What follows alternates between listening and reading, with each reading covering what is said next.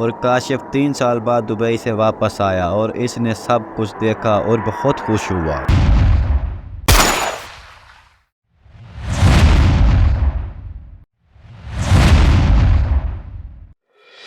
کاشف ایک بہت ہی غریب لڑکا تھا اور وہ 5ویں کلاس میں پڑھتا تھا اور اس کی ماں بھی اس دنیا کو چھوڑ کر اوپر والے کے پاس چلی گئی۔ کاشف کا باپ شاید ایک غریب نوکر تھا جو ایک جاگیردار کے پاس نوکری کر کے اپنا اور کاشف کا پیٹ پال رہا تھا۔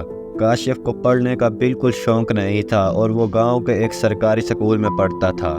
کاشف اسکول جاتا اور سارے بچوں کے پیچھے چھپ کر بیٹھا رہتا، جس کی وجہ سے کاشف کو نہ سبق یاد ہوتا تھا اور نہ ہی وہ ہوم ورک لکھ کر آتا تھا۔ اس کی وجہ سے اس کو ٹیچر روز مارتا تھا۔ ایک دن ٹیچر نے کاشف کو کہا کہ اگر تم کل پھر سے ہوم ورک اور سبق یاد کر کے نہیں آئے تو میں تم کو اسکول سے نکال دوں گا۔ لیکن کاشف پر ٹیچر کی کسی بھی بات کا اثر نہیں ہوا۔ جیسے ہی چھٹی ہوئی تو کاشف گھر گیا اور اس نے بیگ رکھا اور وہ اپنے دوستوں کے ساتھ کھیلنے چلا گیا اور وہ شام تک کھیلتا رہا اور شام کو گھر آیا اور ابو کو سلام کیا اور کھانا وغیرہ کھایا اور سو گیا۔ صبح کو شاہد نے کاشف کو اسکول جانے کے لیے اٹھایا اور کاشف نے تیاری کی اور اسکول چلا گیا اور سارے بچوں کے پیچھے چھپ کر بیٹھ گیا۔ ٹیچر آیا اور سارے بچوں نے استاد کو سلام کیا اور استاد نے کہا بیٹھ جاؤ، اور استاد نے بچوں سے پوچھا سارے بچے ہوم ورک کر کے آئے ہیں اور سب کو سبق یاد ہے؟ اور سب نے کہا جی استاد جی۔ تو ٹیچر نے ایک ایک کو بلایا اور سبق سنا اور کام چیک کیا۔ تو کاشف کو استاد نے بلایا تو کاشف کو نہ ہی سبق یاد تھا اور نہ ہی ہوم ورک کر کے آیا تھا۔ ٹیچر کو بہت غصہ آیا اور ٹیچر نے کاشف کو بہت مارا اور اسکول سے 2 دن کے لیے سسپینڈ کر دیا اور کہا کہ 2 دن بعد اپنے ابو کو ساتھ لے کے آنا۔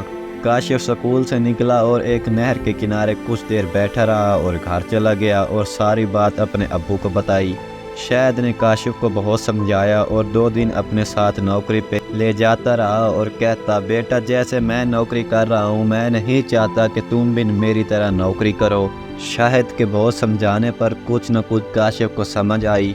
اگلے دن کاشف خود صبح اٹھا اور سکول کی تیاری کی اور کاشف اور اس کا ابو سکول چلے گئے اور استاد سے سلام دعا کی۔ ٹیچر نے ساری بات شاہد کو بتائی کہ کاشف کو سکول سے کیوں سسپینڈ کیا گیا اور یہ پڑھتا نہیں ہے وغیرہ وغیرہ۔ کاشف اب ڈیلی سکول جاتا اور بڑے شوق سے پڑھتا تھا اور دیکھتے ہی دیکھتے کاشف 12 کلاسیں پڑھ گیا۔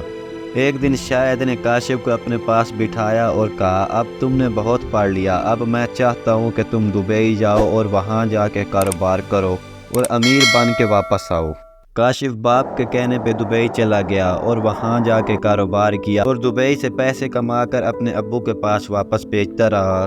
شاہد نے کاشف کے بھیجے گئے پیسے سے جانوروں کو کاروبار کیا اور گھر بنایا۔ دیکھتے ہی دیکھتے وہ امیر ہو گئے اور کاشف 3 سال بعد دبئی سے واپس آیا اور اس نے سب کچھ دیکھا اور بہت خوش ہوا اور اس دن سے شاہد اور کاشف خوش رہنے لگے۔